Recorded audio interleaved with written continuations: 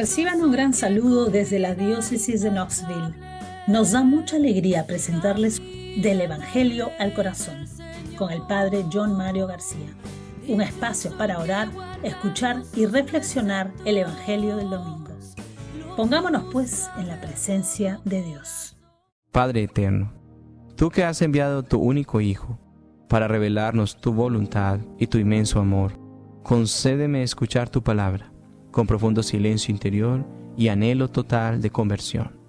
Señor Jesús, palabra eterna del Padre, que por mí te hiciste hombre, moriste en la cruz y resucitaste al tercer día, háblame ahora en tu Evangelio, pues yo sé que tu voz vibra. Santo Espíritu de Dios, ayúdame a estar atento y tener devoción, y que con María reciba esta palabra, llevándola a la vida y guardándola en mi corazón. Amén. Lectura del Santo Evangelio según San Marcos, capítulo 1, versículos del 29 al 39. En aquel tiempo, al salir Jesús de la sinagoga, fue con Santiago y Juan a la casa de Simón y Andrés. La suegra de Simón estaba en cama con fiebre. Inmediatamente le hablaron de ella. Él se acercó, la cogió de la mano y la levantó. Se le pasó la fiebre y se puso a servirles. Al anochecer, cuando se puso el sol, le llevaron todos los enfermos y endemoniados. La población entera se agolpaba a la puerta. Curó a muchos enfermos de diversos males y expulsó muchos demonios. Y como los demonios lo conocían, no les permitía hablar. Se levantó de madrugada, cuando todavía estaba muy oscuro. Se marchó a un lugar solitario y allí se puso a orar. Simón y sus compañeros fueron en su busca, y al encontrarlo le dijeron: «Todo el mundo te busca». Él les respondió: «Vámonos a otra parte, a las aldeas cercanas, para predicar también allí, que para eso he salido». Así recorrió toda Galilea, predicando en sus sinagogas y expulsando los demonios. Palabra del Señor. Gloria a ti, Señor Jesús. Queridos hermanos y hermanas, podemos nosotros recordar las experiencias que hemos tenido con muchos de nuestros enfermos, algún familiar, algún amigo, y especialmente muchos de ellos que están postrados en la cama. Conocí alguna vez una enfermita que tenía una enfermedad grave y estaba postrada, pero tenía un cartel en su pared que decía: «La vida es frágil, trátala con la oración». Ella no podía hacer nada por sí misma, solamente lo único que podía hacer era rezar. Era una mujer de una oración profunda. Hay momentos en los que su oración hacía eco a lo que hemos escuchado en la primera lectura de hoy. La oración de Job, que es una larga queja a Dios, una oración de lamentación desde lo más profundo de su angustia. La oración de lamento es una forma muy válida de oración. Expresa nuestra lucha por encontrar a Dios en las experiencias más oscuras de nuestra vida. Quejarse delante de Dios puede ser una forma profunda de la fe. La oración puede adoptar a veces la forma de dar rienda suelta a la oscuridad interior que tenemos, abriendo a Dios nuestras luchas más dolorosas. En cierto modo, es una oración de confianza, porque somos sinceros delante de Dios, delante de alguien con quien podemos confiar. Si la oración de este domingo se pareciera a veces a la oración de Job, si la oración personal nuestra se pareciera a la oración que hizo la mujer que estaba enferma delante de Dios en medio de su dolor, también podemos pensar que la oración adopta diferentes formas.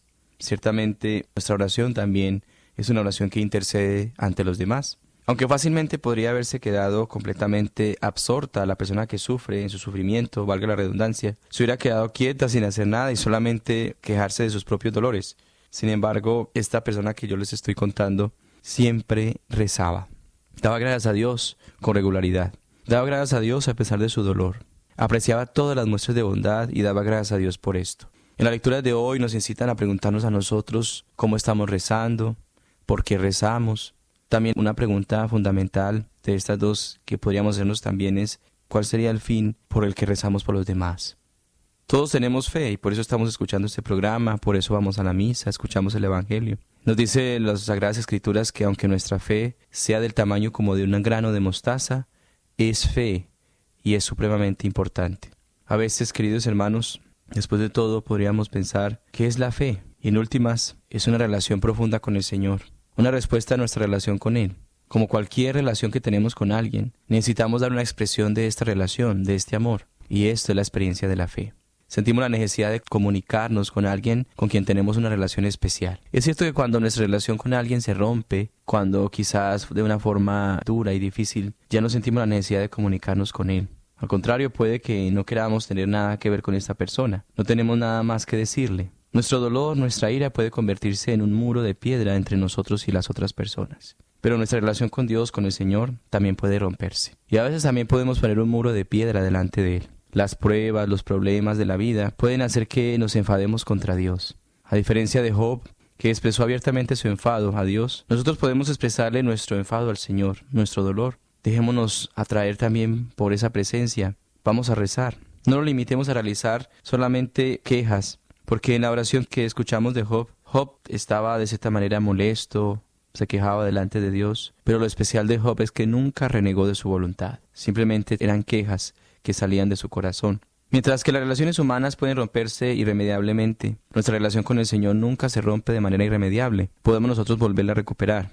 Eso es lo que el Señor nos está diciendo. Sigue persiguiéndonos, no para agobiarnos, no para cansarnos. El Señor nos persigue para curarnos. En las palabras del Salmo de hoy, el Señor cura a los quebrantados de corazón, venda sus heridas. El Señor sigue buscándonos en su amor porque quiere hacer con nosotros lo que hizo con la suegra de Simón Pedro en la lectura del Evangelio. Nos toma de la mano, nos ayuda a levantarnos, nos capacita para servir a los demás, nos cura.